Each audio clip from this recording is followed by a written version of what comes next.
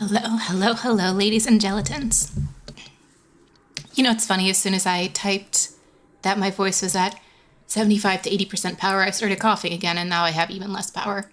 Of course, because, the voice just gets worse as it gets later at night. So, we'll see. Maybe this will be a short stream if my voice keeps getting worse and worse. Or maybe I'll just power through. We shall see.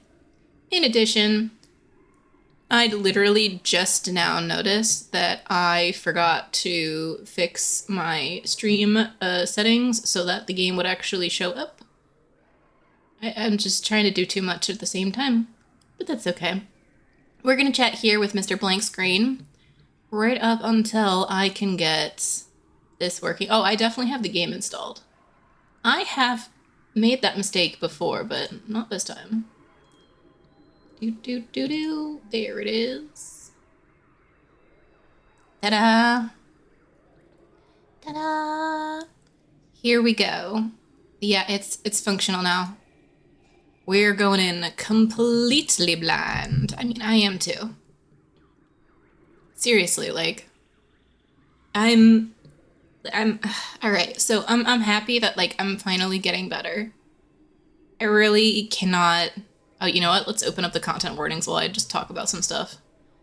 I'm really happy that I'm not, like, dying of sickness anymore.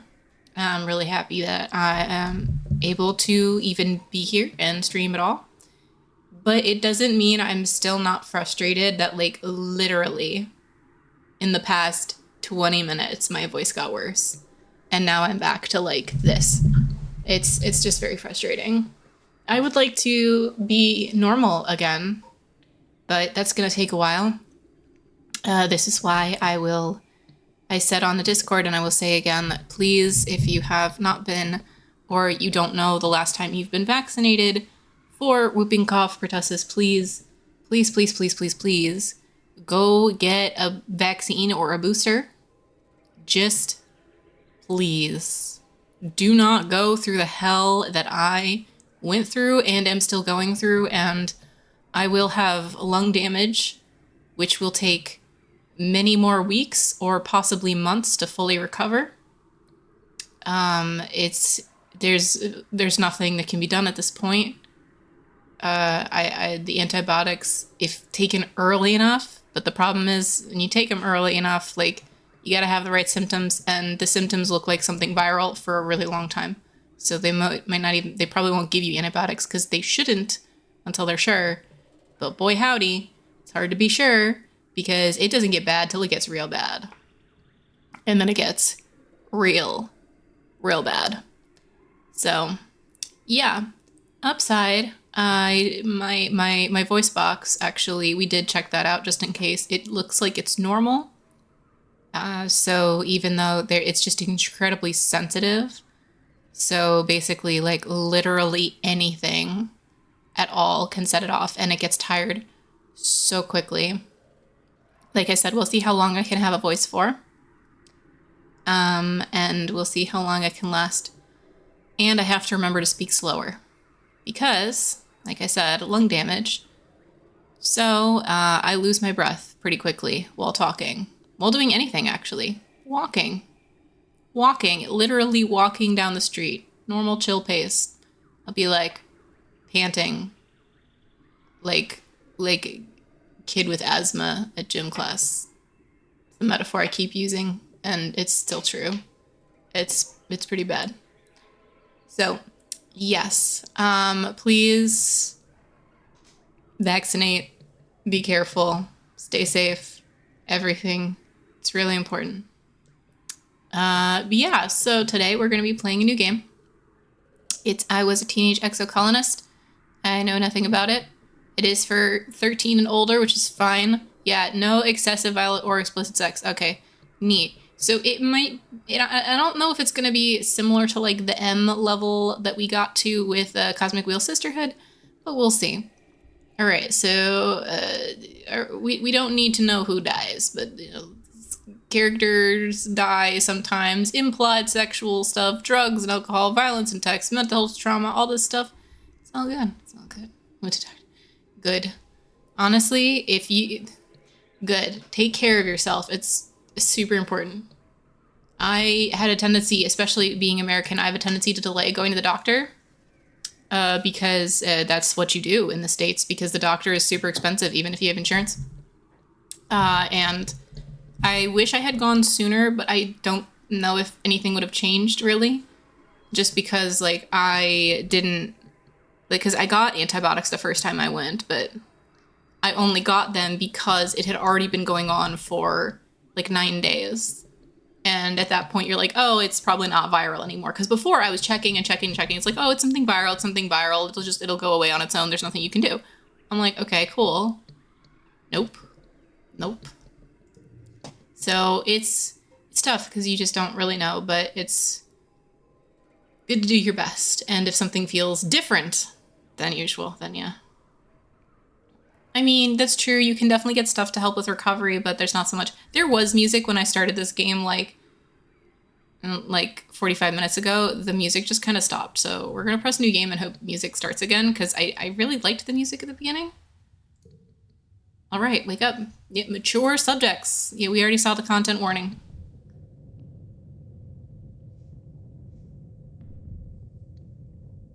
You wake to chaos, a confusion of light and heat and smoke, fire.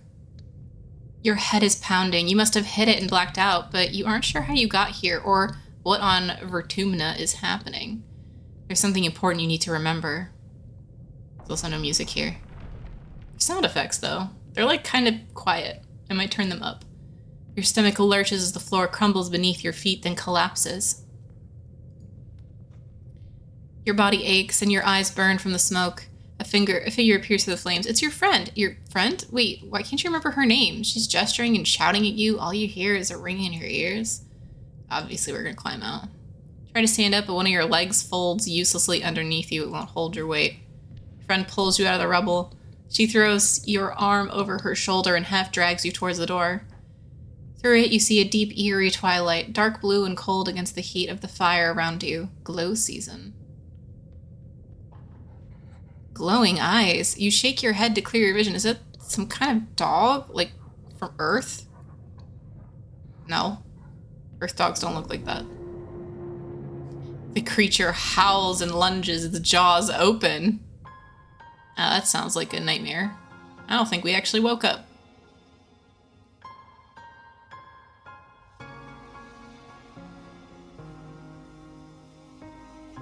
I was a teenage exocolonist. No, you were a teenage exocolonist. See, look, now there's music. It's just really quiet.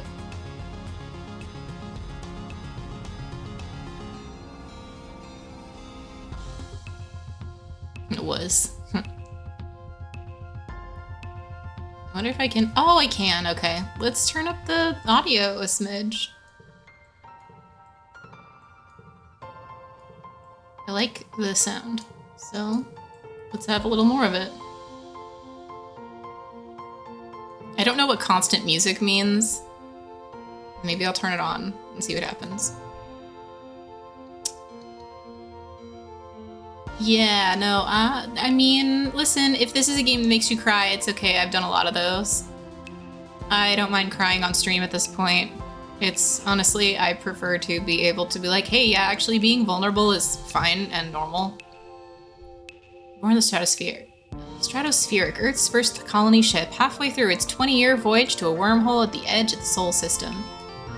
Your parents run the hydroponic gardens which make fresh air and vegetables for the ship. Like other colonists, they bravely chose to make this one-way journey to the uncharted planet Vertumna Thor. Yeah, in hope they could escape Earth's troubles. They had you the old-fashioned way, merging their genes like they merged their cultures and traditions. They name you... That's so long. Solana is fine. Solana! Oh wow, it's literally a spectrum. I liked where it began, where it's like, it's kind of she, but kind of like, it doesn't matter. Let's put like right at the edge of she. Feminine appearance, androgynous appearance, masculine appearance. Like how... Sure, be a little feminine. This is like perfect, like right on the edge. of gender shenanigans. You're a bright-eyed child with an active imagination, sometimes too active, your mom says.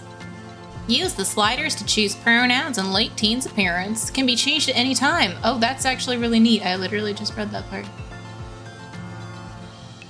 You have vivid dreams of things you've never experienced. Dirt under your feet, skies overhead, endless jungles, and strange animals. You wonder if this is what Vertumna will be like.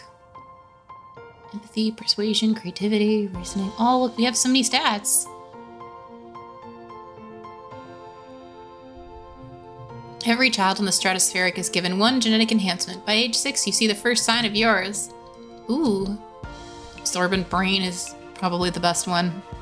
Extra fingers is kind of ridiculous. Eagle eyes isn't bad. It's okay, super strength is neat, but for the most part, not as useful as being just super smart. Professor Hal says kids learn fast because their brains are like sponges, but when people get older, they can't absorb as much new stuff. Not for you, you're always learning, your curiosity knows no ends. The other kids have trouble keeping up with you, but one tries. Ooh, these energetic and loyal anemone, tough and gentle cow, quiet and adventurous, studious and mature, shy and sweet. Tough and gentle is fascinating. Bold and confident sounds fun.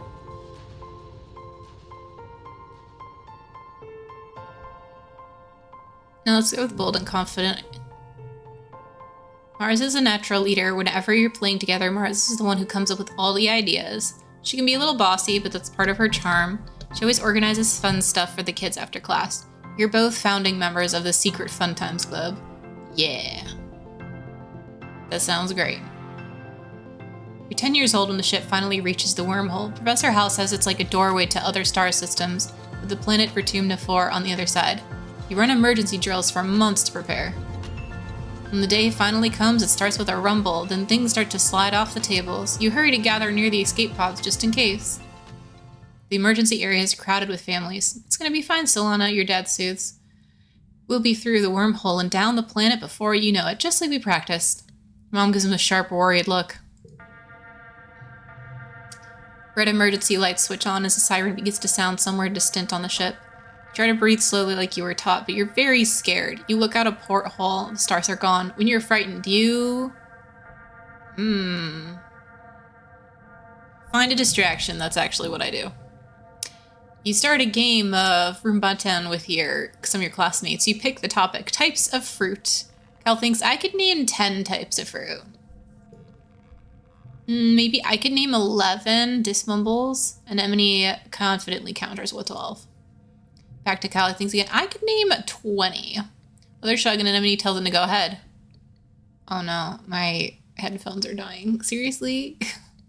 Extra fingers. Hey, like, not necessarily. If those are all working, functional, awesome fingers, it's not necessarily a bad thing at all. Like, honestly, a second thumb would be pretty sweet. They've done, I saw like a prosthetic test for like a second thumb for hands. It's actually pretty useful. You can hold things while you hold things. Apple, orange, banana, Cal starts, and tomatoes are a few, and cucumbers and corn. The game immediately erupts into an argument of semantics, as many games of Rambutan do. You wait, the shaking builds. Then everything starts to get very weird. The hallway stretches, and you're stretching too, your arms impossibly long. Your head feels like it's slowly filling up like a balloon and contracting down to the size of an atom at the same time. Is this the wormhole? You hear the distant, ominous squeal of metal giving way as the ship shudders and lurches in slow motion. We have, like, changed appearance already. Which is interesting. Weirdest part is a sense of deja vu. You're sure this has happened to you before, and you know somehow that everything is going to be okay. Shuddering reaches a crescendo. You hear an impossibly loud crunch and feel weightless for a few seconds before gravity slams you back against the wall head first. You black out. As you slip unconscious, you feel yourself twisted out of time. It's today, yesterday, and tomorrow all at once. And more than just one tomorrow, lots of them, different tomorrows. You find yourself in a place that you know from your dreams. Tilled fields, dramatic ridges, and a stranger, but also not a stranger, grinning as she grabs your hand. Hurry up, I'm not gonna let you miss this. Distantly, you can feel the ship shaking has stopped and hear your parents' worried voices. Feeling safe, you slip further into the warm embrace of the stars. You drift.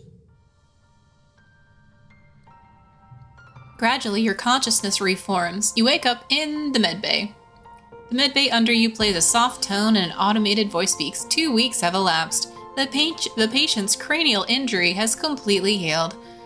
Oh, completed healing? Yeah, the same thing. They may now be safely discharged. As the fog lifts from your head, you realize something seems different about this room. It's so bright. Sunlight? Instead of the familiar blackness of space, bright light from twin blue and yellow suns is streaming through the windows. You peer out and see fields, glass-walled domes, and walls ringed by giant mushroom-like trees. There are construction materials everywhere, people walking around, outside, on the ground. You better get out there and join them. Rush outside, start your new life.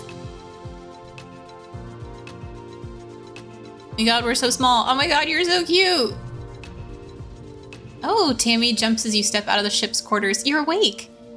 You've been sleeping medbay for days. Are you better? You rub your eyes. You do feel groggy. Everything is so strange. The air feels moist. The ground is covered with pale blue powder that crunches under your feet. Reflections off it are blinding. You squint and look up, then almost fall over from the vertigo. The sky goes on forever.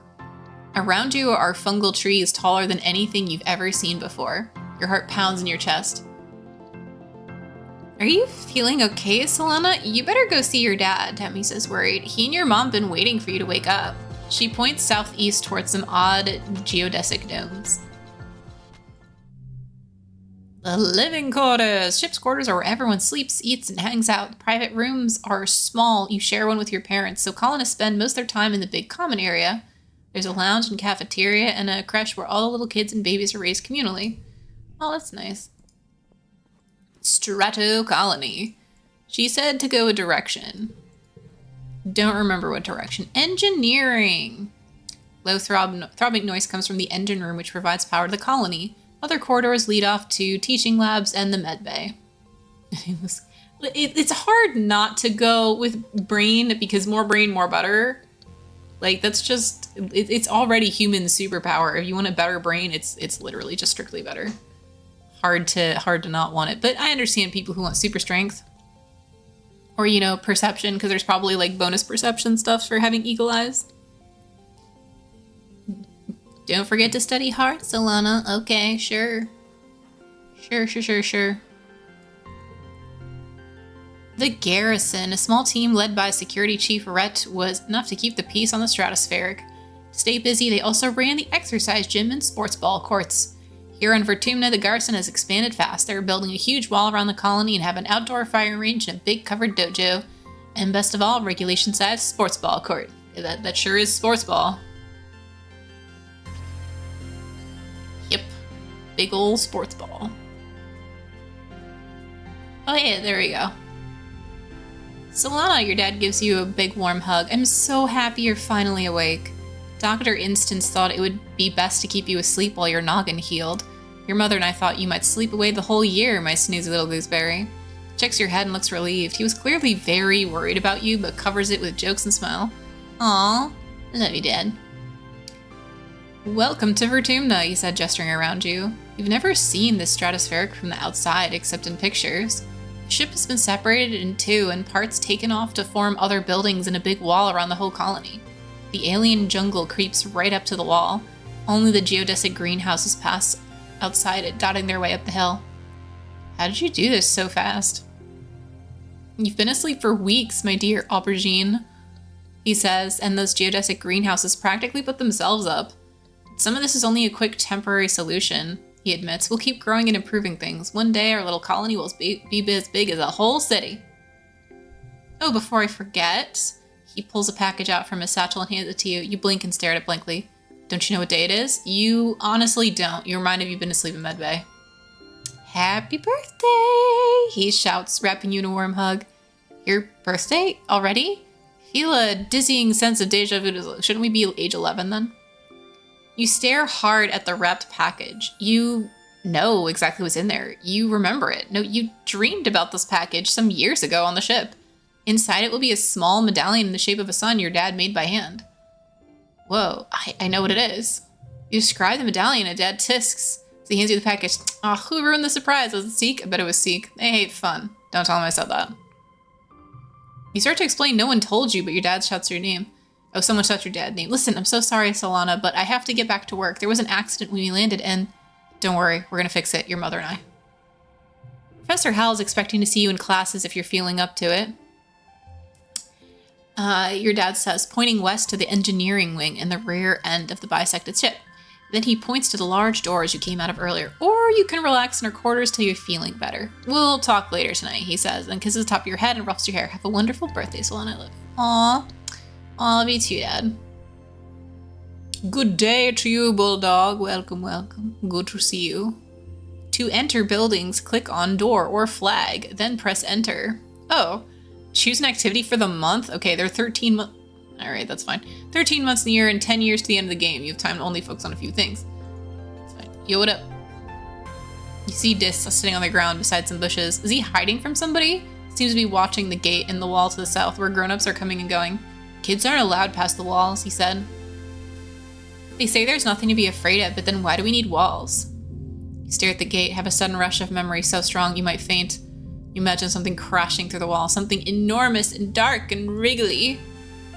For years in space, you've had half-remembered nightmares of monsters, of your ship being destroyed, of sifting through the wreckage that used to be your home, trying to find something. Dad always told you the dreams weren't real. Breaking from your daydream, this whispers, I think there are monsters out there. Oh, I totally believe you. No, you don't. You're being sarcastic. I can tell. Nobody believes me. They're huge and wriggly and dangerous. Stop making fun of me. It is about you're as bad as Mars. That was okay. I don't know if that was bad or good. Nobody knows. Hey, Solana. Anemone seems really at home here. She's rolling a sports ball around with her foot, making patterns in the weird blue snow. This stuff is different from snow on Earth, she tells you, because it isn't cold, but it's still neat and you can make stuff out of it. Foggy hair clears a little bit. Anemone is simple, physical, real. You always feel grounded here. What are you making? Just snow spirals, but earlier me and Cal made a big snow pal. You missed it while you were sleeping in medbay. She smiles her broad gap-toothed smile at you. Now that you're awake, we can play. Have you seen any monsters? Nope, just some little bugs. The grown-ups would say if there were monsters, right? She shrugs and smiles reassuringly. Even if there were monsters, Chief Rhett would have beat them all up, so don't worry. My mom says we're safer here than we were in space. You both look over at the wreckage of the Stratospheric, the spaceship where you were born. Anemone's mom, antecedent, is probably right about that. Look what the wormhole did to your ship. Aren't you in school? School! I wondered where everyone was. Guess I'm gonna be late for humanities class. She doesn't look very worried to you. It's okay. Professor Hal is chill. You won't mind, but you should probably go now. She grins and starts running towards engineering. Hey, race ya? No fair. She's getting a head start. Well, that's what you think. Antecedent. Oh my god, you're right. I didn't even notice. Study humanities. Obviously.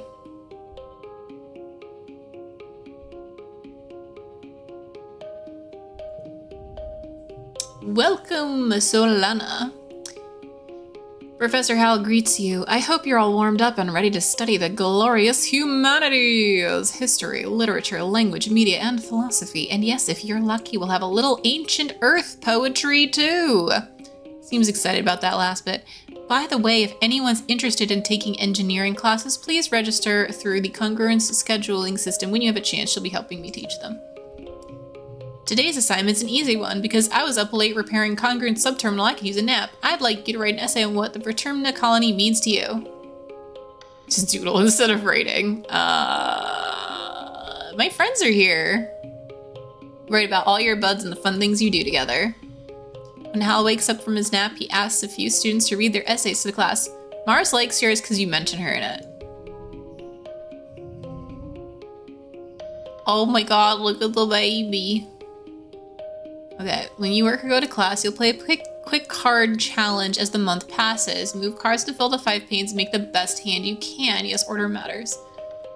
If your total in the circle on the right reaches the goal value, you win. Depending on your card, some challenges can't be won, but you get a reward for doing your best. Okay. I only have 5 cards. Order matters, though.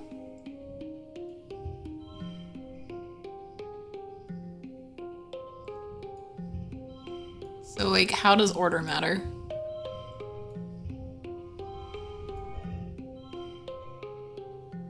Okay. I don't fully understand. But, you know. You worked well. +1 creativity. Your skills increase when you work or go to school, with extra skills if you win the challenge and a kudos bonus if you make the highest scoring hand with your cards. Working also increases stress. Did I get the kudos? No, total 12 out of 13 best score. Yeah, but like, okay, but I have no idea. It's like poker? How is it like poker? Order doesn't matter in poker. Working also increases stress, which prevents you from working if it reaches 100 to relieve stress. Take a month off to relax. Neat. Your parents have been working from first dawn to well after dinner every day. You know, growing food is an important job, and it's vital to get crops in the ground right away.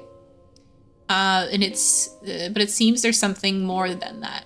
It's such a change from growing up in the stratospheric when you saw them all the time. You stay up and wait for them at night before going to bed. You can tell they're exhausted. They make an effort to spend time with you. It's so wholesome. Order do matter in poker. No, it don't. It do not matter. Like, if you have a full house, it doesn't, like, you don't put your cards in your hand in an order. Get a bonus for chaining the same color, for chaining the same numbers, or making a sequence of rising numbers. So it's like rummy, not poker. That's rummy. But rummy I can do. Sorry we haven't seen much of you. Exactly, right? Sorry we haven't seen much of you, little gooseberry, your dad says. Your mom watches you as she works a pebble out of her gardening tiller, which also serves as a crutch. Have you been holding up? Learned some stuff in school. Glad to hear it, your mom says. I want you to study hard, work hard, and stay out of trouble. Tesmos, and Professor Hal will give you kudos if you get good grades. You can spend those at the depot once it's open. You know, says your dad, raising an eyebrow at your mom. I think there are lots of different ways to learn, and school is just one of them. You can learn from working on a hobby or by helping a friend. Your mom shakes her head and sighs. You can tell she's trying to put on a gentle expression. We both agree that this colony is an experiment, and that means we're going to do things differently than on Earth. You're old enough now to start making your own decisions about your education and future, and if that means you find your own way, we'll accept that. Dad puts a hand on your shoulder. We'll be proud of you no matter what you do. Try talking to your friends. They may have ideas for how you can spend your time. And come by Geoponics. We could use the help. Unlocked shoveling dirt. I can shovel dirt.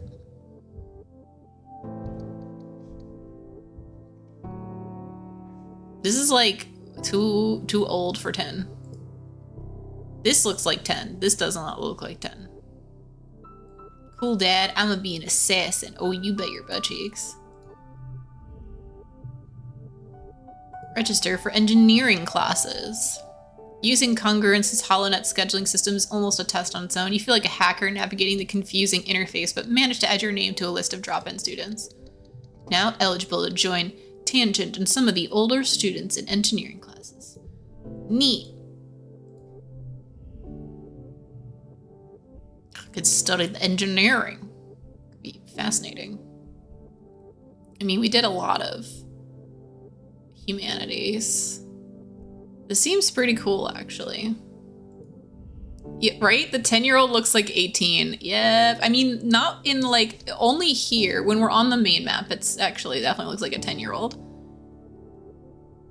As a utopia for now. I mean, everyone would try to have a utopia, and, like, the idea of, like, oh, a colony would be a dystopia from the beginning. It'd be like, what would be the point of all of that effort, all that time? Like, there's always a honeymoon phase to everything. Like, they would absolutely do their best to make it as utopic as possible. And the parents are already hiding things from the kid. Remember, We also have unreliable narrator where we are the point of view of a 10-year-old child. People don't tell sad truths to 10-year-olds, not really. I mean, not unless they super duper duper have to. Also, I prefer games that have like optimism to them.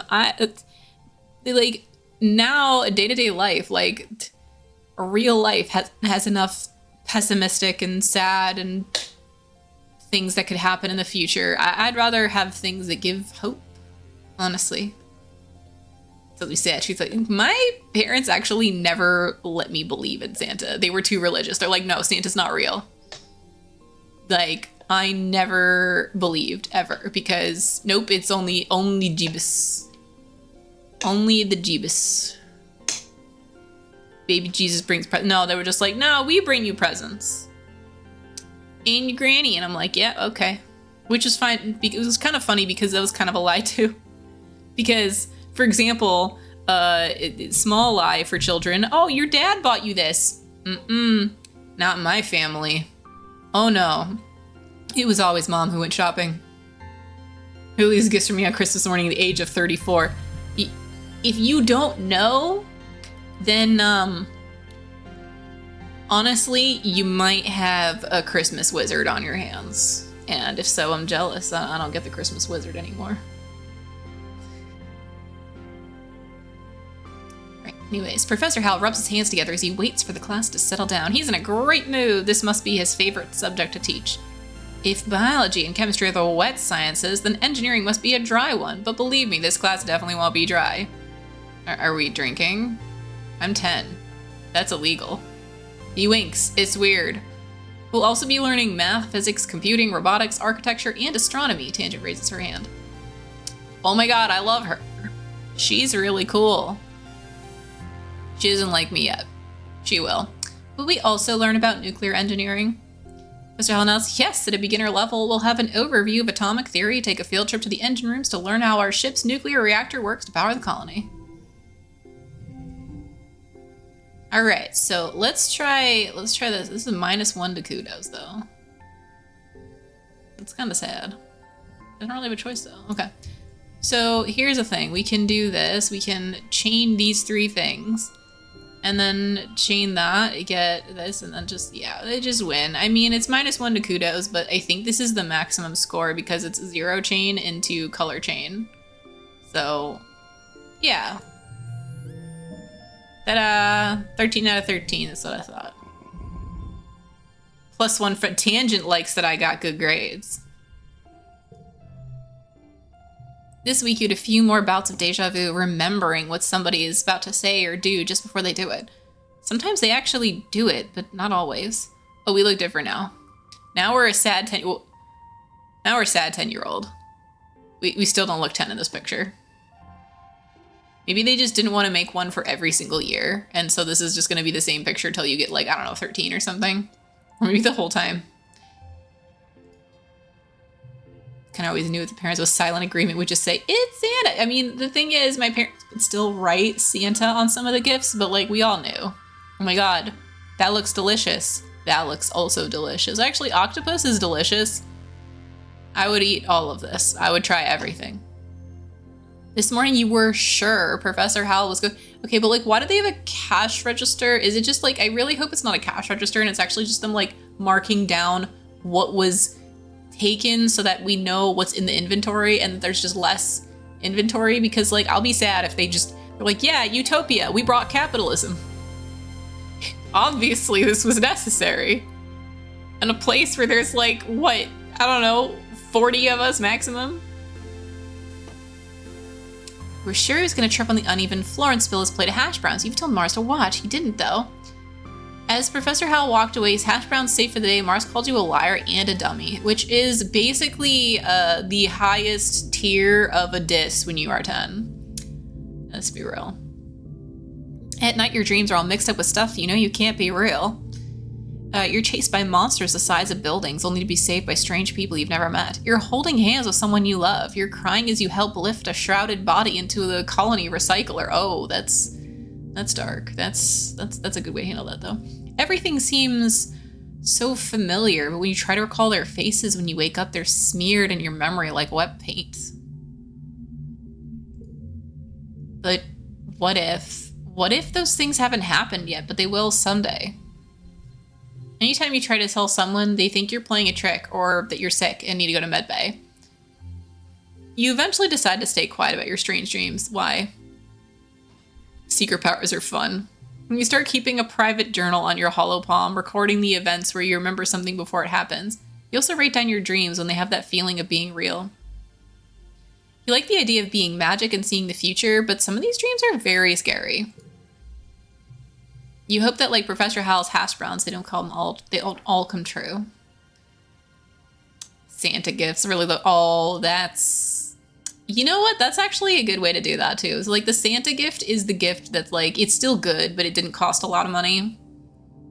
Cause like, yeah, that's actually the worst part of the Santa lie is that like, the poor kids who believe in Santa will grow up thinking that they deserve less because Santa likes them less because they get less things and less good things. And that's just not true, and that's obviously not okay. So it's always been tough with the whole Santa lie. I've honestly never been really a huge fan of it, but that's because I like never felt the magic or whatever. Like, do you actually feel magic? I don't know. I don't know what it feels like, because I feel like most people take the Santa thing as something where it's like, when you actually find out, it's the first time you find out that like adults can lie to you. But I don't think that's necessarily a healthy way to teach that, especially because you could just do the same thing with religion. Where like, you don't have to tell the kid, oh yeah, the religion's real, and have them find out on their own, which will happen. But like, you know, they will figure out at minimum, even if you do believe in a religion, to believe in any of them means you have to believe that some of them aren't real. So yeah, I think at that point, like you'll get there. You don't need your actual parents to lie to you. And I think it's just teaching that even your parents can't be trusted. And yeah, okay, sure, it could be taking that way too far, but I don't know. I definitely, I can't say I got the opposite experience because my parents they just lied about other things. Mostly like refused to talk about things. That was my parents. I think my least favorite way of them totally not lying was just like not really ever telling me what was going on with like, the finances, et cetera, et cetera. Like, yeah, sure, I didn't need to know everything, but like, and I did know a lot, like, oh, we can't afford that, we can't afford that, we can't afford that. I was one of those kids where like, I never asked for anything in the store, ever, because I learned very, very quickly when I was younger that we can't afford it. And that was fine. I never threw a tantrum. I never do that because I think the opposite, where like you give in a lot to kids, is exactly why you get the tantrums. It's actually mostly you get tantrums from kids when you say no, no, no, no, no, and then yes. Because what you're doing is you're training the kid using the most effective Skinner box methods ever, that if you keep trying, eventually the no turns into a yes. And that's the worst lesson to teach a kid or a person ever. That's exactly how you teach kids that like, no, people don't mean what they say. No doesn't mean no. And also that like, the best way to get what you want is by pushing, which is not true. That's absolutely not a good idea. That's terrible. Same thing with like animals. You want to be really consistent about things. You don't want to like give in, because they don't know that it's because they gave in. They'll think it's because of what they did. They'll think it's because of their efforts. So it's why like, if my cat meows so much, my cat meows all the time until I feed them. I'm like, you trained your cat to meow so it gets fed. That's what you did. Like, you really gotta think, like, from the cat's point of view. The cat can't understand, oh, you're giving in and doing this. No. Same thing with kids. They don't understand that. They just think, oh, I do this thing enough, I get what I want. Perfect. If you work hard, you'll get rewarded. It's one of those partial truths, but mostly false, unfortunately. Hard work has very little to do with it. However, hard work is part of the equation. Not for everyone. That's the worst part. I hate that, but that's true. But you do need to get lucky. luck is the most important thing. You can do things to improve your luck. Hard work can improve your luck. Networking, getting to know people, etc., can improve your luck. I say networking, the business. It's not even just business stuff. It's like even in just day-to-day life. If you just know more people, you're more likely to know someone who can help you with really niche things, just from statistics. But that's still like ways to improve your luck. And then there's also just like the straight up lucky, you have no idea what did it this time, but it totally did work. And then once you do get the thing, it's like something you want. The hard work does help you either keep it or make it more worthwhile, all this stuff. Like, hard work is an ingredient. It's not the solution.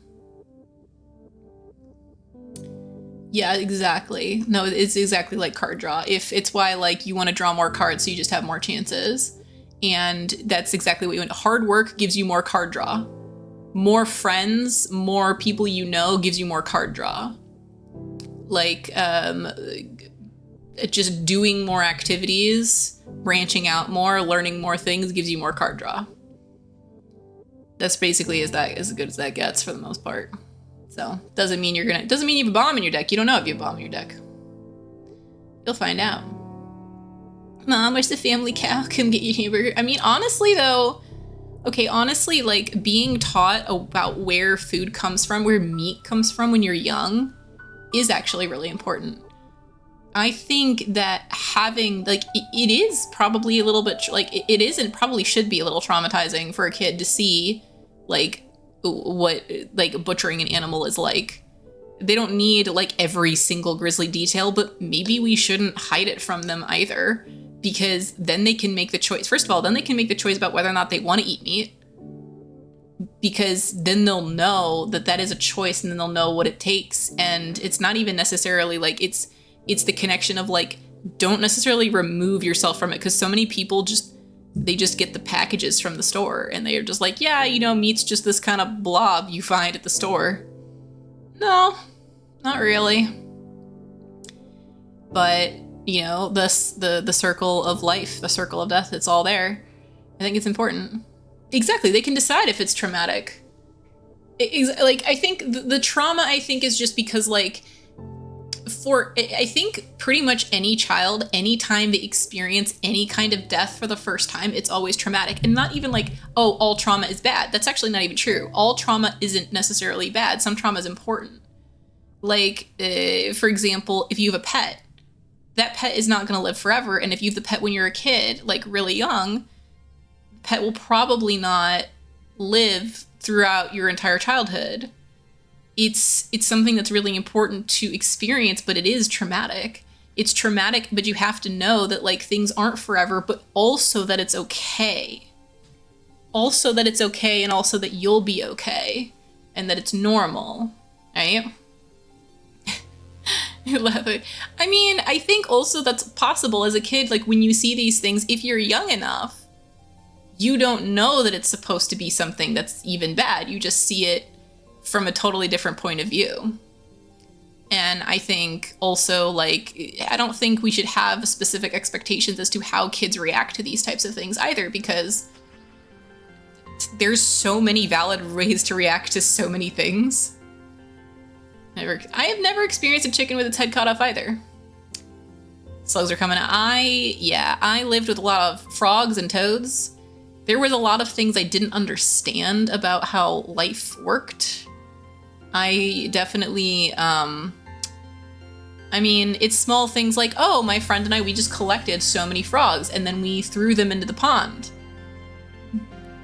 The next year, many fewer frogs came back into my friend's yard, and I wonder did they actually live in that pond?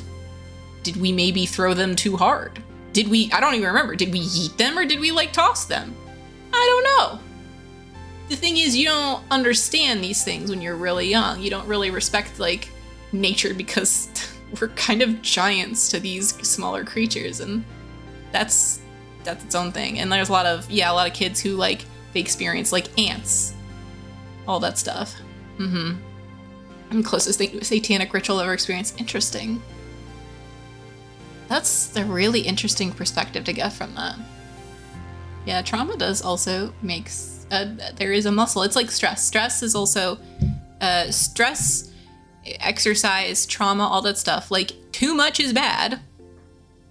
And it's hard to know exactly when too much is going to be too much unless you get very nice, slow exposure to bigger and bigger things. But that's not usually, life is not that clean. Yes, you want to grow and improve and use these things as ways to grow and improve. Like being able to handle stress only comes from experiencing manageable amounts of stress with enough time to recover that you don't get burnout and that you're able to handle more stress again. It's part of why being sick, it was especially as sick as I was so brutal. Like, I could not handle not only just the physical nature of it, but the fact that it was lasting so long. The fact that it happened like right at the beginning of my new job. There was so much turmoil, and I'm still gonna have to deal with not only the like lung damage that I still have, and I'm gonna have for a long, long time, but also just the emotional damage of it happening when it did, it happening the way it did, and being isolated and having to deal with it on my own. I mean, I had friends and people, and there were a lot of people like, oh, if I can help with anything, but I'm like, you don't even live in this city. I appreciate it. I appreciate it. And so many people did like spend time with me to make me feel like less isolated, but I couldn't go outside. I couldn't do so many basic things, and it was really, really hard. It was definitely a case of one of those, it's too much. And it's gonna take some time to recover from that still, and that's okay. I just have to take it really, really slow, because pushing myself and going out and trying to like make up for time lost is absolutely going to do way more harm than good. So, but yeah. The recent tears for is positive potential of trauma. Yeah, no, you definitely don't want to re-traumatize people over and over again, but like, it's like focusing on the thing you're supposed to do with trauma for the most part is it's not just like re-experience it, but like either recontextualize it or focus specifically on the future and the present, where they are, what they're doing, what they can do, and what they can be. It helps people not just move on, but move forward and move with. 12-ish before I understood the weight of life, yeah. Yeah, I have been, I'm gonna say, weirdly lucky. And I'll explain why in a second, but I'll say weirdly lucky that I have never been to a funeral for a human. And that's a weird way to put it, but because like I had like unofficial funerals for my parakeets, but I haven't. I'm actually glad that, you know what, that's good to know about bots. I'm so glad that mods can deal with that, because you're right, I didn't even see it. That's amazing. But like what was I saying? Oh, I totally ADHD'd that one. Right. I say weirdly lucky because part of the reason I haven't had that experience is because my extended family is extremely small. And of any of the funerals that I could have gone to, I mean, there just weren't very many, but there was definitely one that I missed because it was on the other side of the world. It wasn't recent, but it was hard that I couldn't support my family, support my mom during that time. And it's sort of like I didn't even really get to know my grandfather very much anyways, because huge distance. The last time I'd seen him, I was like 12. And that is a different kind of tragedy. That was a feeling I felt. But yeah. Different kind of experiences for sure. Click the link by accident. Oh no! Don't get the viruses. I mean, I'm sorry for my experiences, but they're also part of who I am.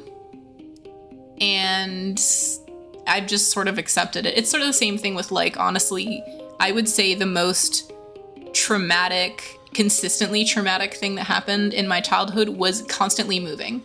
Now, moving on its own isn't really necessarily traumatic, but it is extremely stressful. But when you never, ever get to stay anywhere for like more than a few years, when you have to constantly rebuild your life, and when you're a kid, you don't even really have one, so you don't really get to build a life. You don't really get to build a friend group. You don't really get to build that stuff like that. That's the trauma that affects me the most, for sure. Not that it's a contest. I'm sure there's plenty of other trauma that can fight for first place if they want to, but I would say that is what shapes me the most. But the same thing from that, oh, absolutely. I 100% have attachment issues, but not necessarily the kind that people would expect. But I definitely had an issue where, like, because the first time I had chosen to go live somewhere was coming to Poland. That was the first time I chose to move. That was the first time of moving because of me. It made that whole experience feel different, and then I really connected with the city that I moved to. And I'd never had that kind of thing before. I'd actually started to put down roots. And so it was hard to have to move again, but it was also okay, because it was also a point in life where it made sense to move again. But now I'm at a place where I'm like, all right, now I have job and not studies. Now I have this thing. Now I'm in a place where I should be able to, even if, I ever want to change jobs, there's tons and tons of opportunities here. I would love to stay somewhere for a good period of time. It would be nice. So we'll see. Yeah, exactly. You start assuming that you won't be staying. And like, when you don't have control over it, it's way harder, because you're a kid. You're just like, oh, we're moving again. I'm like, again? All right. And you simultaneously feel this feeling of, oh, again, okay. And also, maybe next time it'll be different. Maybe next time I'll figure out how to make friends. My social skills were like really, really stunted for a very long time, just because, yeah, I was super, super not able to be social when I was young, just because of constantly moving and not building any of those kind of connections, especially not any default ones. And constantly being the new kid means trying to have to break into friend groups, and just, yeah, my social skills continue to be stunted. But it's learnable. It is learnable, and it's something you can get out of. That is something I definitely want to like express, is that weirdly, because I had that experience, I can say very, very confidently that it is still learnable, even older. Even when you're not a kid anymore, you can absolutely still learn good, solid social skills and start to really enjoy social stuff.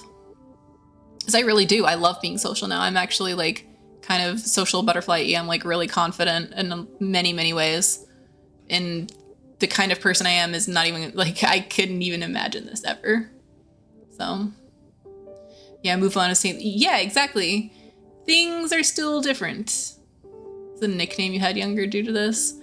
Oh yeah, I might have mentioned it once on stream. I had a nickname, mostly, I mean, I guess people would call me New Kid in some places, but not really. That didn't stick for very long.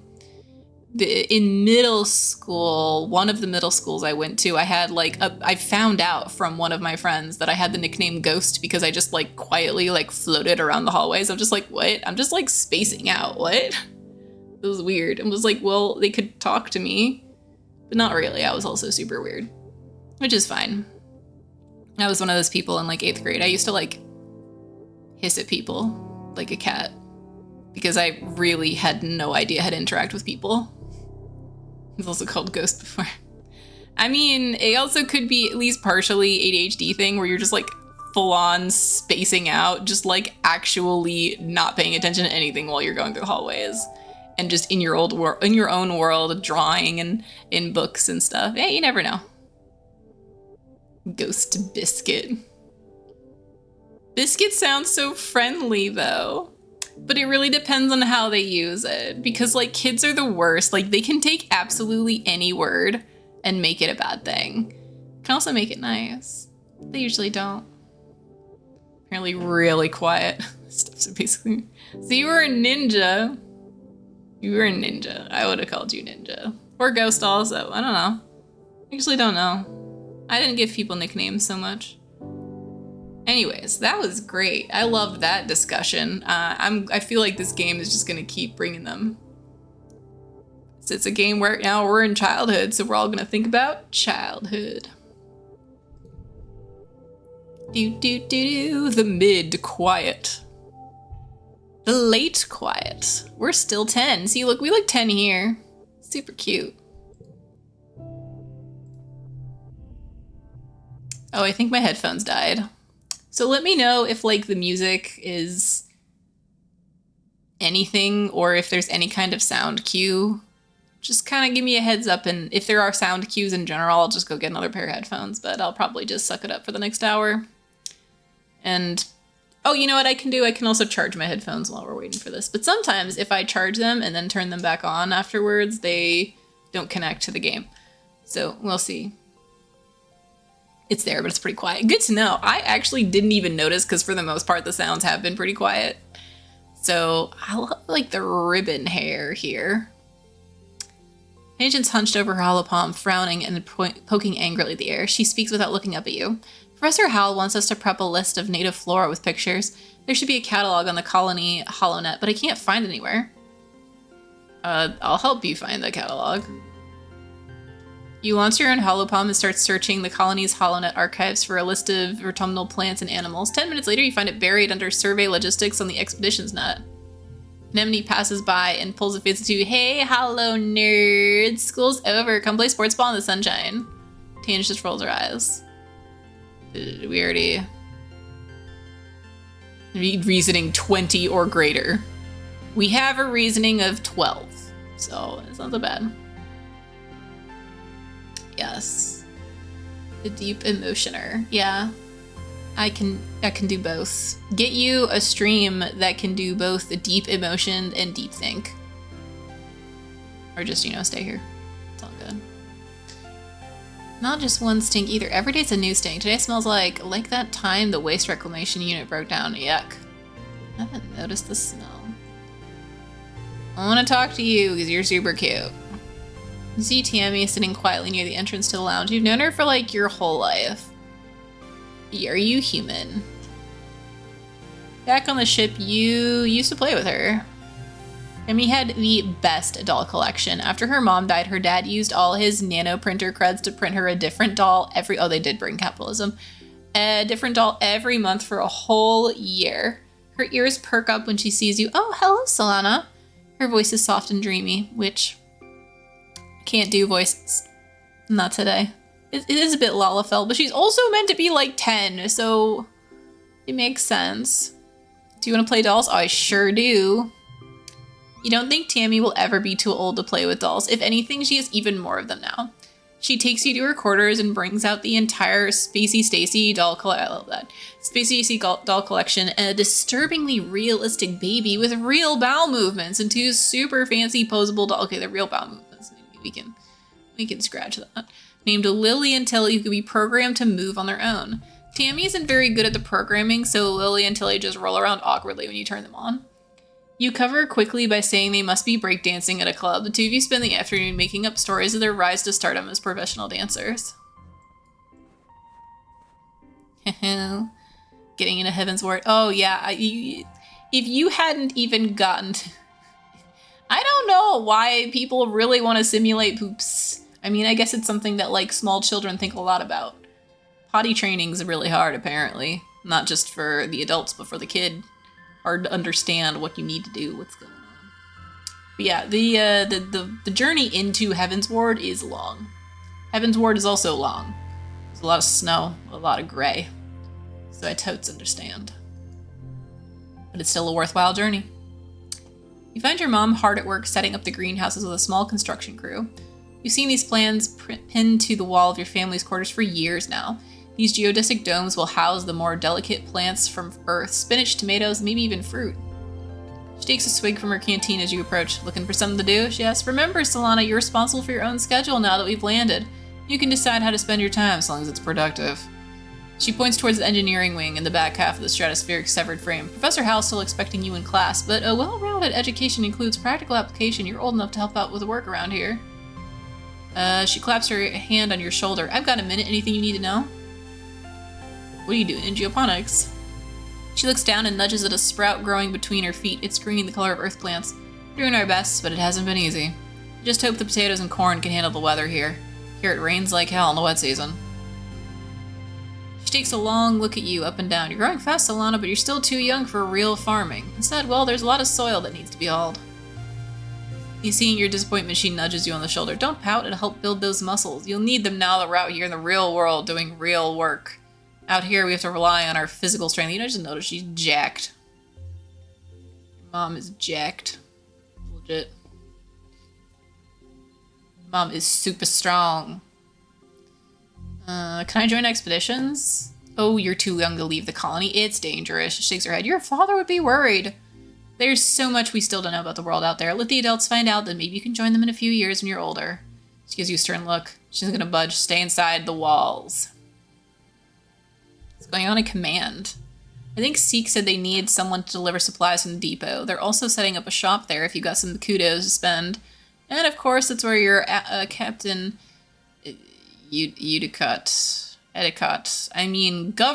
Udicott works. But you shouldn't bother her. She's a busy woman and she doesn't have your mother's patience with kids. Try not to giggle. Your mom isn't usually known for her patience. Yeah, the post-air. No, that's, that is literally where so many people quit. It's specifically between A Realm Reborn and Heaven's Ward. And it's why, like, you know, when I ask people, it's like, oh, how far are you? Oh, I finished the main quest. I'm like, are you sure? There are some good moments, but most of the part, it's like such a grind of like, go here, click this, get a cutscene. Go here, click this, get a cutscene. Go here, click this, don't get a cutscene, have to read text. Go here, somewhere else. Yep. Oh, blah, blah. Oh my gosh. I mean, there's some fights that are not so great anymore. Woke up after credits, I have no idea what happened. Oh my god. That's really funny. People wouldn't even notice, for the most part. Unless you were a tank, then they may notice. Okay, what can I do? The quarters. If you need a break, you can visit the lounge to see your friends. Don't want to see you lounging all the time, you need to work hard too. That like makes me really tempted to like have a run where I just lounge. I do nothing. Just hanging with my friends. That Cal's a good boy, he says. Have you seen Anemone? She's been out by the garrison playing sports ball. I think she spent every day outside since we landed. Chuckles to himself. Guess that's what happens when you've got enough brothers to make your own sports ball team. He breathes deeply, looks slowly around. Fortuna's magnificent, isn't it? Seasons, he shouts. I missed seasons. Back on Earth, it got much, much colder, and the snow wasn't half as pretty as our spark snow. You just wait till dust season. Both the suns will be high in the sky and it'll be real hot then, you'll see. Hello, friend. Cal is riding around the geoponics garden on his hoverboard. Oh, you have a hoverboard, of course. The board comes to a sudden shuddering stop on the rocky ground in front of you. Cal falls off but catches his balance before he eats dirt. Hey Solana, real ground is way harder to hover on than ship floors. There are bumps everywhere. That sucks. Oh, no way. I didn't mean it like that. It's actually really cool. Hovering outside is rad. Look at this. Runs over to a small depression in a nearby hill and presents it like it's something amazing. Look at this. It's a skate bowl. Can I try? Sure, but please be careful. Mom says if I break my hoverboard, we can't make another one. Take turns riding around the bowl, trying to get up enough speed to go down one side and come up the other. Didn't land any tricks, hard staying on the board with this uneven ground, but still fun. Sweet. Talking to people gives me stuff. Do. Anemone's bumping a sports ball with her wrist, trying to keep it in the air. Heads up, she shouts, and bumps the ball in your direction. Think fast. Do it, Shrek. Look out, a ball is flying towards you. That's really funny. You flinch and jump out of the sports ball away as it careens past your head. Whoa, that was close. Anemone doubles over laughing. Nice save, Solana. Not. Want me to show you how to do it? Fine. You bounce the ball back and forth with her, trying to see how many times you can rally and keep it going. Anemone tells you about the new sports ball court, a popular regulation-sized court way bigger than little 0G1 on the stratospheric. Her brother, Calm, is coaching the junior sports ball team this year. He is so great. He's good at everything, especially spiking. He's coaching me to play awesome like him. You should come join. All right, I'm gonna do more engineering. No, I don't want to talk to you, actually. Yes, the Moogles are so good. I love the Moogle boss fights so much, actually. They're really awesome. Things I haven't studied. Life sciences. Oh, these all give me friendship with Tangent. That's nice. Tangent likes studying. I like variety, so. Good afternoon, my burgeoning biologists and up-and-coming chemists. Professor Hal welcomes you back to the old classroom. This afternoon we'll learn what I like to call the wet sciences. He gestures to his hollow-protected lesson plan: biology, chemistry, medicine, ecology, and geology. You'll learn a little bit of everything with opportunities for further study in your favorite field. Looking for more difficulty? It just kind of... These future mini games. Wait. Oh, no, I don't want a coin flip. No, harder card challenges. I mean, I just want normal challenges, just normal. Normal is fine. I don't need it to be harder yet. Like, I would definitely turn it harder if this was the second time I played, but like, this is fine. Okay. 0, 0, 0, 1. So the question is this like, it's not really the best score, but it's not -1 to kudos, which is a thing. So it's really tempting that this is the best way to handle this overall. So let's find out. You worked well. No kudos, because I could have gotten a 14 if you put 1 after 0. Oh, well, it's too late now. All right, so it's got to go in order and it's got to do those stuff. All right, I'm learning. Biology. The late quiet. Early pollen.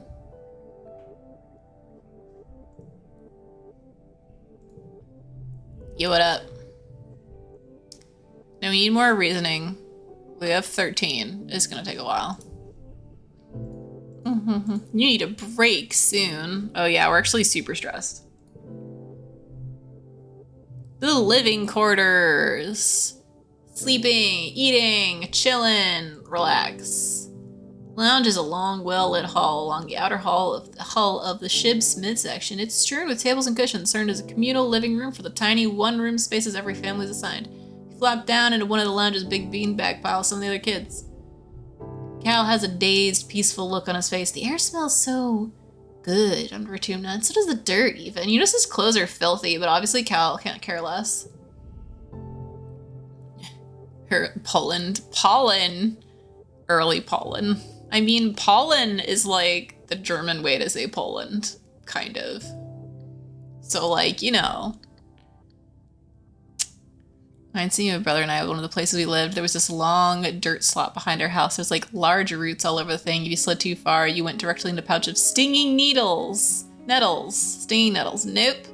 Plastic snowboards down the hill. Y'all were brave. The dirt slot brother and I would try to stand on the boards while going down. I mean, honestly, that's part of being a kid, is testing your limits. What can you do? What can't you do? Anemone bounces in. Holy crap, there's so much space to run around and play in. Common Chief Rhett set up an outdoor sports ball court and is way huger than one on the ship. Tangent carefully selects one cushion from the pile and perches on it. The school is expanding to some of the empty engineering bays. We're getting a big new lab to do experiments using local resources. There's so much to learn about this planet. Shouldn't forget our studies just because we've landed. I want to explore the jungle. Solana is right. You hear over your shoulder. We find Destiny right behind you. When did he get there? Did you see those huge beasts in the jungles we were landing? I wonder if there are more out there. Had this less of the deja vu, dreams coming to life feeling this week, and you're starting to think you even imagined it. Suddenly you get a prickling sensation on the back of your neck and remember that Mars is about to enter the lounge and tell everyone to look outside. OMG, everyone, look outside. They're hoisting a flag over command. You know what this means, right? Fortuna is officially humanity's first exocolony ever. And I'd do it again, too. You look at the flag, feeling dizzy, and silently mouth the words along to what she says next. You remember this moment so well. This is history, kids, she exclaims, wrapping anemone and tangent under each arm. And we were there. Relaxing. Get more cards. They're so small. I'm so little baby. Keep your memories. What? Do you want to forget? Yes.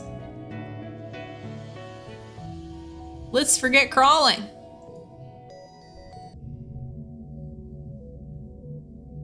You wake from an afternoon nap.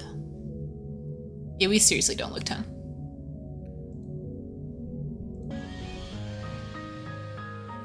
You squint into the pink-tinted lights slanting through the windows. You must have fallen asleep in the lounge.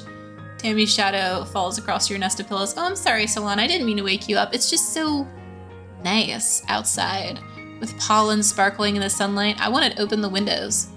You rub your eyes blearily. You're having the weirdest dream. Recommend making a save sometime. Oh, I haven't saved this whole time. Tammy skips off. Time to save. You save. Save me. No, save me, Captain. Get the free candy. In the cafeteria, Auntie Student is cheerfully handing out masses of pink candy, fluffy and soft like clouds. Oh, Solana, says, handing you a wand with some candy spun around the end. Here, try some of this. We used to have it on Earth. Cotton candy. Pull off a piece and give it a taste. It's so sweet at first, your mouth puckers. You've never tasted anything so sweet and so real. It's not at all like the soy sweets on the kitchen nano printer used to make. Melts in your mouth, leaving a gritty residue on your tongue. You wait till everyone is gone, but Tammy never shows up. You look down at the cotton candy in your hands. It's wilted a little from the humidity, but it's kind of like her hair, you think. Pale and soft. You'll give her some later. You're relaxing in your family's quarters after dinner. Your mom had to run off some kind of council business, so you and your dad are playing a holo game together.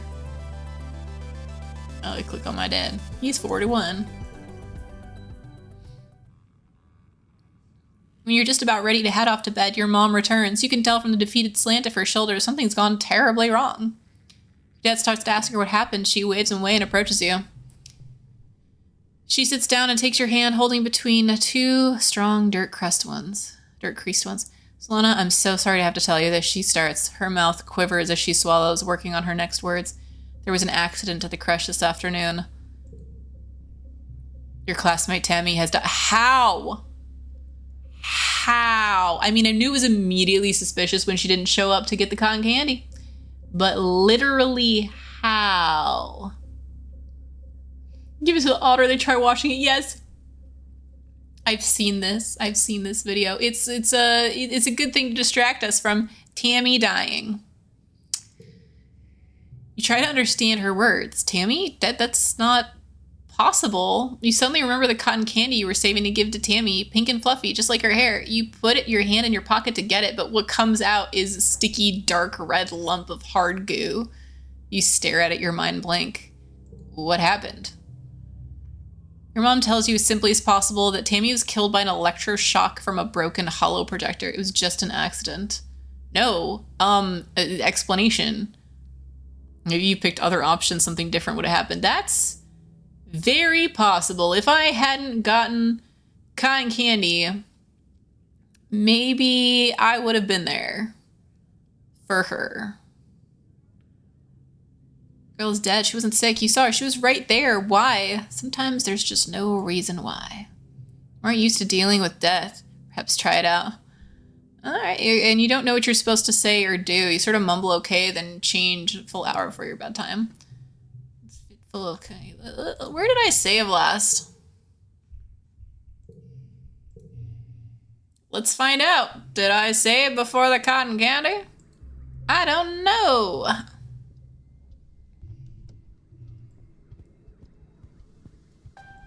Something's off. Here, I have a job for you, but hold on. All this pollen, yuck. On the ship we had climate control. Damn, you made some soy sweets. There's no way I'm going out in all this weather. Did you fetch them for me? Good. I saw her with Cal earlier, but she's terrified. Egg. Hefty red Xeno egg. Command. View the notice board. Colony food shortfall. Low. Please wear your mask when out of doors due to pollen season. Ambient particulate may trigger runny nose, water eyes, and mild cough. Upcoming event. First annual Vertumnalia Festival during the second month of dust. I've been seen in the area. Okay. But, like, actually, is this the right save? Because, like, this is not even where I remember saving.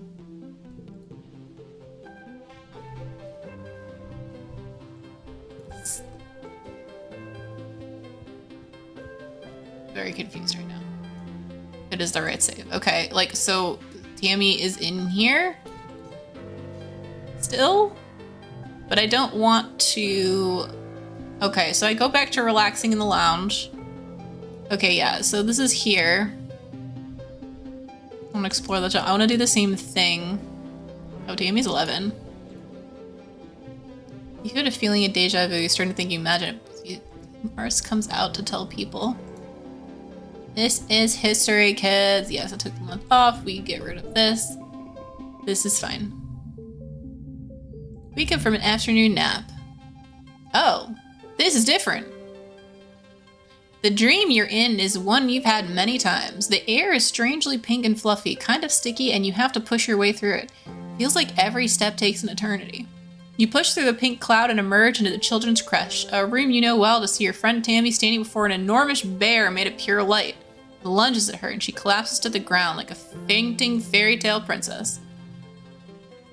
That's new. Awake with your heart racing, Tammy's leaning over where you've been sleeping in the nest of pillows. Oh, I think you were having a nightmare. Are you okay? Are you? Nothing bad happened, but you feel sick with dread. New kind of cotton candy. Woo, isn't that weird? It's tidy the crush first. No, save Tammy. Haha, okay, so reloading. Okay, so this game, these memories of things that have happened and dreams that you've had before and things that have happened in the future stuff, you can actually go and reload, and it's part of the game to reload, and they saw that I did that. Now I know I can save Tammy because the game knows. Sprint down the hall to the children's crest where the little kids play and learn during the day. It's empty. All the younger kids are probably off eating candy with antecedent. You spot Tammy tidying up some drawing supplies near the craft bins. A divination power. My. Time travel and divination. My two favorite things. Mostly time travel. Time loops are the best mechanic. Mr. Bearsworth, a decade of happy memory playing with it flashes through your mind in an instant. She stands up on her toes and reaches for the switch to turn it off. You slam into her, knocking her off her feet onto the ground. At the same moment, the hollow projector sparks and explodes. Bear disappears and the whole room goes dark. Hey, Tammy. Are you okay? In the dim emergency lighting, you see Tammy's eyes wide with surprise and fear. She sits up and rubs her elbow, staring at you. Sorry, you hurt? It's okay. Why did you do that? Ow. I just saved your life. My life? How? But it's Mr. Bearsworth. It's just a toy. She doesn't believe you, but that's okay. You're happy you followed your dream and got here in time. You decide not to mention the dream since she seems weirded out already. Tammy Time rendering. Actually, yeah, Summertime Rendering is an amazing time loop anime that you can't look up anything about because time loop animes be like that. Yes, it is. It is. Oh my gosh, it's Spooktober. I totally, I remembered, but I forgot, that I have a button for Spooktober. My God. Perfect. Spooktober. As you can see, I'm here. I couldn't miss Spooktober. Maybe that's why I was able to heal in time. I actually am gonna hydrate. I really need to. Losing my voice.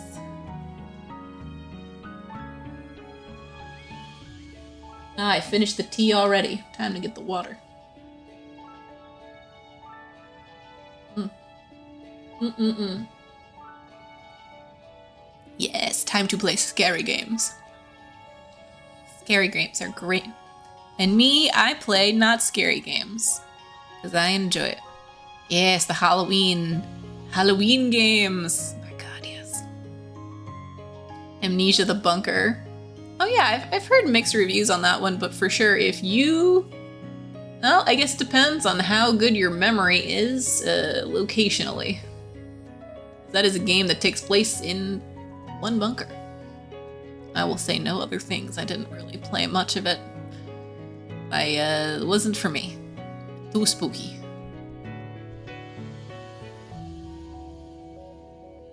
Don't worry, Professor Owl can fix it. He can fix anything.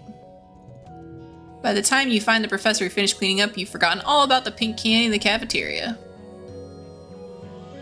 Doo-doo-doo. I'm gonna save again. Now that we know... It's funny, I named it Save Me Captain. I had no idea that I was gonna need to save people. Okay, let's do...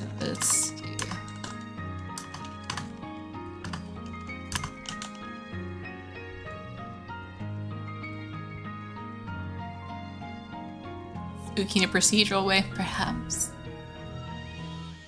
Who dis? You mean my buddy Dish?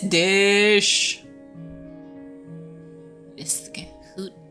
Oh, this her brother. New save file. Who dis? Yes, dis. I need you to figure out where he's been disappearing. Ever since we landed, I barely see him anymore. He doesn't even come home at night sometimes, and I'm not on very good terms with my brother as of late, but, well, people are becoming worried. The feeling Tang is the one who's worried, but she doesn't want to admit it. I'll find out. Thank you, Solana. I mean, it would be a ridiculous waste of resources if something happened to him and no one knew where he was or how to find him. Right, of course. Tang doesn't get worried. Yeah, new phone, who dis? Exactly. Exactly. Yo, Dis, what you doing? You tell Dis that his sister wants to know where he's been disappearing off to. His eyes flit briefly to yours and he stares vaguely off towards an earring where he doesn't say anything. Just worry about you. She doesn't care about me. Where do you go, Dis? I don't have enough friendship. We aren't on the best terms yet. Tanger's just worried she'll get in trouble if I don't come home one day. She doesn't care about anything or his schoolwork. You better tell me or else. I don't have to tell you. Just leave me alone. I mean, I don't know. Was it threatening? I'm 10, so... He probably just wanted me to leave him alone. Oh well. Hey Solana, on the ship adults are always saying no running, Anemone, no running. But outside there's so much room I can run for 5 minutes in one direction. Even more after the roboplow cleared the land for farms. I have something for you. Oh! Yeah, sure, have the egg. Here you go. Whoa, this egg looks tasty. Wait, I can eat this, right? Red Xeno eggs. Hey, Tammy, you're alive. Great. There's so much pressure to save people. I mean, think about how frequently people around you are about to die. It shouldn't happen that often, but man, imagine, like, you know, you're living your life. People die at like normal rates and not like TV show power rates. You know, you just came out of an exam and you nailed it. You studied really hard. It was a really big deal. You don't know if you could do that again. And then you get a call that like one of your friends just like got hit by a car and you're like, no! And you have to go back in time to save them and take the exam again. Like obviously it's worth it. Obviously you're gonna do it. But like, the thing is, it's like, oh, well, is that inconvenience really even remotely comparable? It would be if it keeps happening. Hey, character M is dead. How come you didn't save them like you saved Tammy? You don't care about them? Exactly. Exactly. That's such a big... Exactly. I'm just going to try to save every character as much as I can, but I'm certain it's not going to be possible. So we'll find out. Do you need something? I'm here for Mars's soy sweets. Oh, it's nice of you to help out Mars. She's a very important person, you know. She hands you a box wrapped in pink and yellow scrap. I'm literally dying for some sugar right now. I am so desirable to your work with characters music. I don't need to know that. I don't need to know that. I can find out. But it's good to know that it's not all of them, actually. Like, I would consider that not a spoiler. I would consider that good storytelling, that it's not all of them. Please tell Mars she can have the scarf back, okay? She used some for kudos to nano print it for me because it's so dusty here, but I think I'm getting used to it now. Mars is so cool. Sometimes she's kind of bossy, but I know she really cares too. Have you tried standing in mud yet? It's the best, most amazing feeling I have ever felt. Sure enough, cow's feet are bare and muddy as heck. Dirt and grass feel nice too. Sometimes rock hurts, but Mom says I'll build calluses. You should try it. I don't have anything for you. Tammy, you have more to say? Oh, aren't babies the best? How? They let 10-year-olds play with babies? There's so many new babies in the crush, you'd think we were starting a colony or something, but the parents are too busy doing other work and someone needs to take care of the little ones. Looks down lovingly to the baby who's now sucking on part of her skirt, getting to get damp with baby drool. You could help too, it'd be fun. Nah. Could you take him for a minute while I find a towel? I mean, yeah, I could for a minute, but like, long term, no. Hold a baby against your shoulder and pat their back the way you've seen parents do sometimes. They let out a satisfying loud belch and you feel a trickle of liquid down your back. Ew. But you don't care because there's nothing better than the— No! No! Why? I should have said, I should have given the middle option. That's too late. I mean, technically it's not too late, but I don't save often enough for it to not be too late. I don't want to have to do all that again. This is why we gotta save more. Might walk by the sidewalk one day, the next person passes on. It's true. It's so possible. You have no idea. Finding out some people hate this game for being leftist propaganda because it has communist crushes. Seriously? Autosaves are often. That's good, but still. I'm not shoveling dirt. Sorry, Mom, but you can't catch me shoveling dirt. Every time you enter a conversation? Oh, really? Huh. Then maybe I'll consider trying that the next time. Mars puts her hand out expectantly. Give it here. I want half. I ate them all. Sharing is caring. Negotiating. The audacity. She glares at you and stared defiantly back. Okay, fine. You did fetch them and all. Split the box of soy sweets with Mars to get and sit and eat with her. They're great. Tammy's a good baker, but I wish she wasn't so scared of everything here. Sure, the weather is gross, but it's not dangerous. Right, administrator seeks looking for someone to do delivery jobs for the depot. I don't want to do it because, like, ew, running around out there? No. Just go through there and tell them I referred you. I don't really want a job. Must head out. Indeed! I totally understand.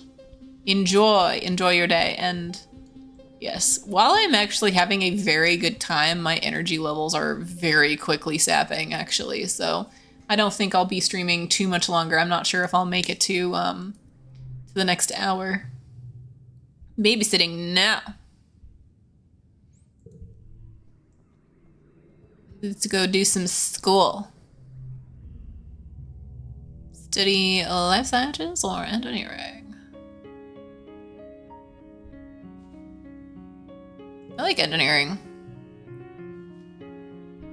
Professor Howell teaches you about nanites and gray goo, and you can't stop thinking about it. All it would take was one single microscopic self-replicating robot to end all life on the planet. Shudder. Oh, that's a game that sounds relevant to that.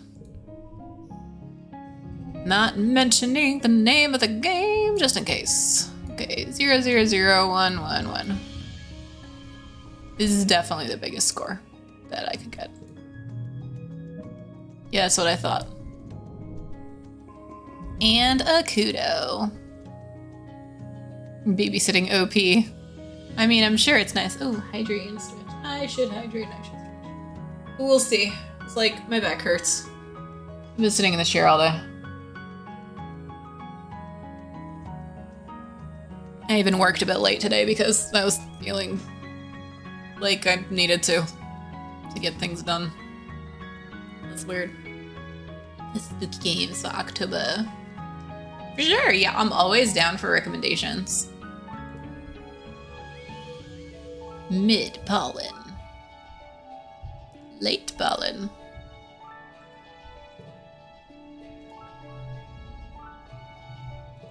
Do we have something? We don't have something for...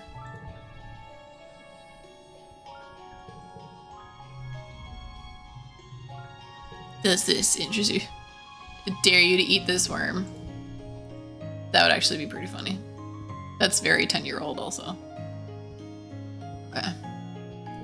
What else? Super want to talk. You meet your dad adjusting a watering bot in your mom's flower garden. He's having a sneezing fit, his eyes running in red. You're alarmed. You've never seen him look sick before. People are hardly ever ill in the stratospheric, except sometimes when the zero-G rooms made them queasy. Not to worry, Moa Beanstalk. I'll be fine. It's just this pollen making my head a little stuffy. He wipes his nose with a handkerchief and looks around. Everywhere you turn, the air is soupy and tinged with pink from all the floating pollen. On Earth, we used to call this hay fever. Even though it had nothing to do with hay, your mom cuts in, carrying a large bouquet of flowers. The native flowers seem to be in bloom this time of year, and they look fantastic. Sniff the flowers. They do smell good, and they look harmless. Your dad's eyes look so sad. Maybe that's just the allergies. Hey, Solana. I know the last few weeks might have been very hard for you. This might be a good time to relax and stick in the quarter swings. Really? I've been doing fine.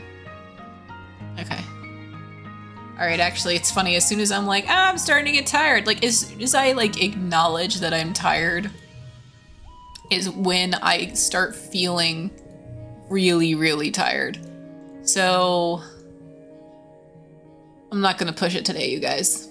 Why? Because I want to come back and stream on Monday and next Wednesday without a problem. Plus, it's really only like 20 minutes less than normal. So we went like a good long chunk of time here. There's songs that are apparently playing that I can't hear also, which is a thing. I'm going to press the save button one more time because I don't trust myself ever. And then we go back to the main menu, which is very pretty. Okay.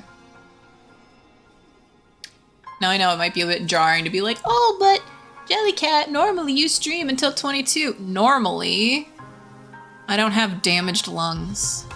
Yeah, I know. I mean, will I use that as the reason for a long time? I don't know. But like, let me tell you, I definitely, like, I am doing really, really good job of like listening to my body and make sure that I take good care of myself. Honestly, like I said, I'm just really happy I lasted as long as I did and got to stream today at all and got to start this very cool game. It is really, really cool. There's definitely a lot of fascinating stuff going on, and at minimum, the mechanic of, oh, actually, if you go back in time and do stuff again, streaming for such a long time. Hey, you got me. Yeah. Yeah, it's time. But yes, thank you all very, very much for joining me and hanging out with me. And where's my hearth button? There it is. Thank you very much for joining me, and I hope my voice and my energy levels will just get better and better and better. And I look forward to seeing you guys on Monday. Should be normal. Wednesday should be normal again. Should be normal. Nothing is ever normal again, but it should feel normal-ish. Good life talk. Good times. Good things. All right, so good night, everyone, or have a good rest of your day. And yeah, see you soon. Bye.